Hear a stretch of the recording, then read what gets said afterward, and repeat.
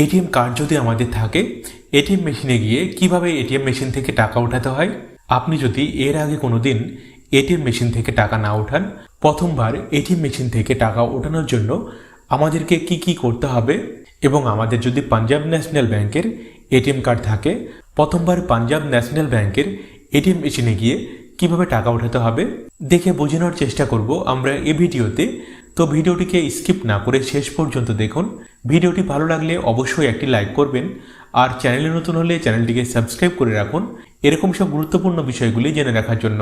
তো আমাদের পাঞ্জাব ন্যাশনাল ব্যাংকের এটিএম কার্ড থেকে এটিএম মেশিনে গিয়ে টাকা ওঠানোর জন্য আমাদের এটিএম কার্ডটিকে সাথে নিয়ে যে কোনো পাঞ্জাব ন্যাশনাল ব্যাংকের এটিএম মেশিনে আসতে হবে। প্রথমে আমাদের এটিএম কার্ডটিকে এটিএম মেশিনে ইনসার্ট করতে হবে। এটিএম কার্ড এটিএম মেশিনে ইনসার্ট করার সময় খেয়াল রাখবেন, আমাদের এটিএম কার্ডের উপরের দিকে একটি চিপ লাগানো রয়েছে। এই চিপ লাগানোর দিকটিকে উপরের দিকে করে নিয়ে এটিএম কার্ডটিকে এটিএম মেশিনে ইনসার্ট করতে হবে। এটিএম কার্ড এটিএম মেশিনে ইনসার্ট করার সঙ্গে সঙ্গে দেখুন এটিএম মেশিনের স্ক্রিনে লেখা উঠেছে প্লিজ ওয়েট। তো আমাদেরকে জাস্ট কয়েক সেকেন্ড অপেক্ষা করতে হবে, এবং দেখুন নতুন অপশন আমাদের সামনে আসবে। দেখুন বেশ কয়েকটি অপশন দেওয়া রয়েছে। আমাদের অ্যাকাউন্টে কত টাকা ব্যালেন্স রয়েছে সেটা জানার জন্য আমরা এইখান থেকে আমাদের অ্যাকাউন্টের ব্যালেন্স চেক করতে পারবো।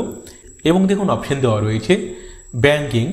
তো এটিএম কার্ড থেকে টাকা ওঠানোর জন্য আমাদেরকে এই অপশনটিকে, অর্থাৎ ব্যাংকিং লেখা রয়েছে, এই অপশনটিকে সিলেক্ট করতে হবে।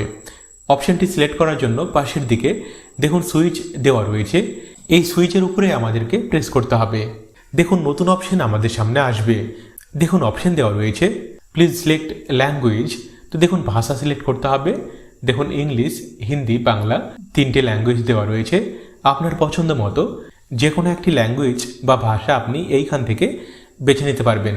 আমি এইখানে ইংলিশ এটাকে সিলেক্ট করে নেব। এরপরে দেখুন নতুন অপশন আমাদের সামনে আসবে।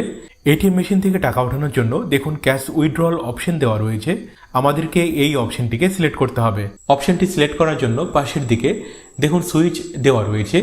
এই সুইচের উপরে আমাদেরকে প্রেস করতে হবে। দেখুন নতুন অপশন আমাদের সামনে আসবে। দেখুন অপশন দেওয়া রয়েছে do you want to receipt for this transaction.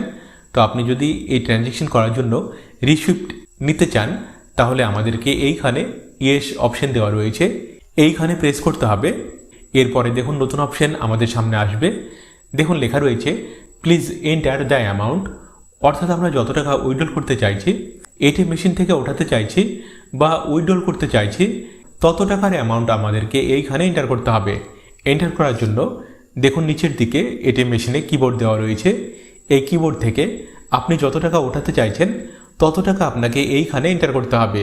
Amount enter করার পরে পাশে দেখুন প্রসিড অপশন দেওয়া রয়েছে, আমাদেরকে এইখানে প্রেস করতে হবে।